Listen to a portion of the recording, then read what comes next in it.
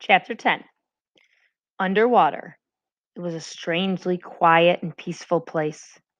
Luke was in a trance, experiencing a few seconds in a slow, almost lazy time warp of crystal clear thought. He was going to drown. He was sure of that. The Phoenix was sinking, taking everybody with it. Even if he could make it back to the surface, then what?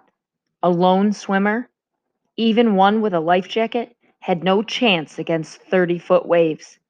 It was almost funny. Luke Haggerty had avoided Williston. Instead, he had chosen a death sentence. The gunwale sprang back out of the sea as the Phoenix righted itself with a heart-stopping suddenness. Luke lost his grip on the lifeline and sailed through the rain and spray, flying again. The pitching deck swung up to meet him. There was a painful thud, and he saw stars. He looked around. He was right in front of the cockpit. There, a terrified JJ clung to the wheel, wrapped in rigging and torn canvas. The captain! Luke gasped, choking and spitting. JJ was sobbing out of control. I'm sorry, I'm sorry, I'm sorry. Did you find the captain? JJ shook his head. He told me to hang on to the wheel. You picked a heck of a time to start following orders. Mr. Radford waited for a break in the wave action to roll like a landing parachutist to the starboard deck. He clamped his harness onto the bulwark and began hurling life preservers to the water. Skipper, skipper! He panned the waves with his flashlight. The mast hit him, Luke shouted, tethered his belt to the base of the instrument panel. He could be unconscious. The mate leaped for the cockpit, shoving JJ aside with a football straight arm that left the boy swinging like a pendulum in his harness. Radford grabbed the throttle and thrust it forward. We're circling back! With a cough and a sputter, the engine died.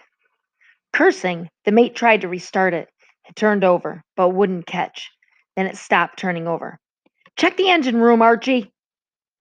We can't unhook our belts, Luke protested. Right below you. Luke knelt down and threw open the hatch. There was the engine, half submerged in 3 feet of water. He turned to the mate, but his mouth couldn't form words. Fear had frozen his jaw. Well? Radford prompted angrily. JJ supplied the answer in the form of a question. If we're flooded here, does that mean the whole boat's flooded?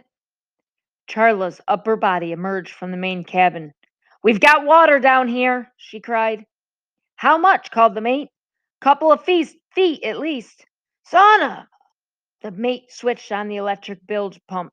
It was dead as the engine. Get on the manual pumps, he roared. What about the captain? Luke insisted. We're looking for him. JJ pointed frantically astern. But he's back there somewhere.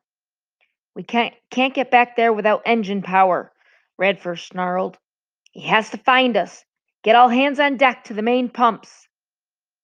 Luke saw Captain Cascaden in every wave, heard a call for help in every gust of wind. His eyes searched the backwash of each breaker that rocked the deck, half expecting the ocean to return the old sailor to the ship. JJ never stopped yelling, Captain! Captain! He got no answer. The feeling of hope on the schooner was so strong that Luke could almost reach out and touch it, could taste it in the salt spray.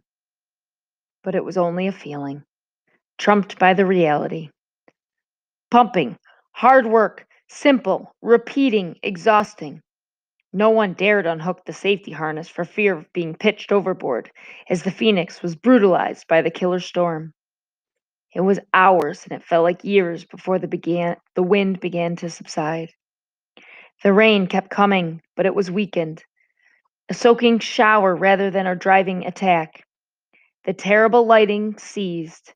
Finally, the waves rounded off. When Mr. Radford ordered them all to bed, nobody asked about the captain. They already knew.